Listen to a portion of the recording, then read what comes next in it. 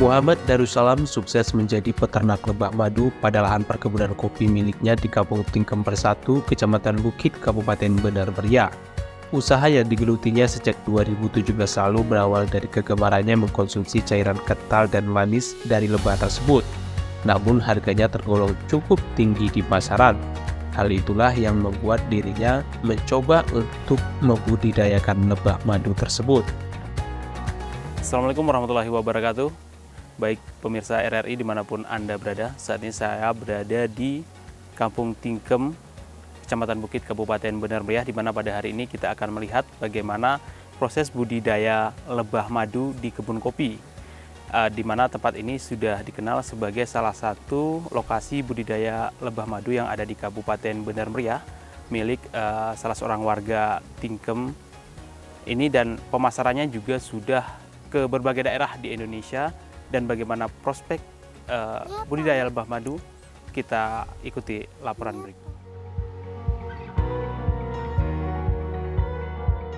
Jadi awal kami ternak lebah madu itu karena kami awalnya itu karena kami hobi makan madu. Itu satu keluarga kami hobi makan madu. Jadi ketika kami kalau kemudian harga madu di sini agak mahal. Jadi kita lihatlah di potensi yang ada di sini. Rupanya lebah itu liar di sini.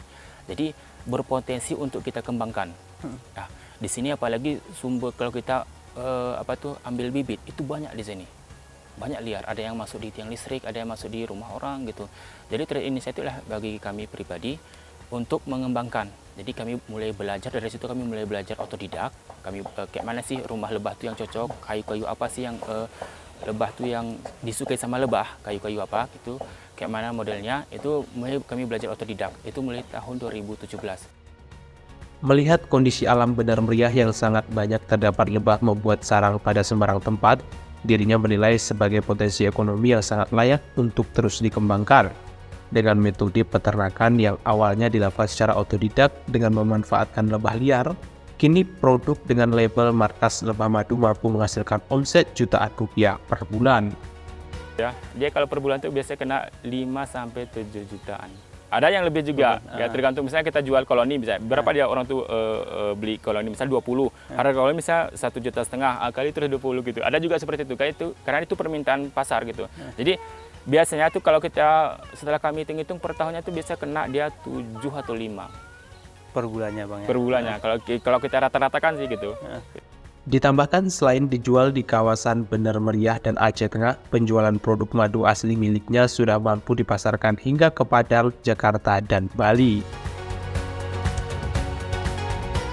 Usaha lebah madu di kebun kopi ternyata memiliki prospek yang cerah, karena mengingat permintaan dan harga yang juga cukup tinggi, serta potensi di Kabupaten Benar Meriah sendiri yang memiliki luas kebun kopi yang cukup luas, sehingga dapat dimanfaatkan untuk usaha lebah madu.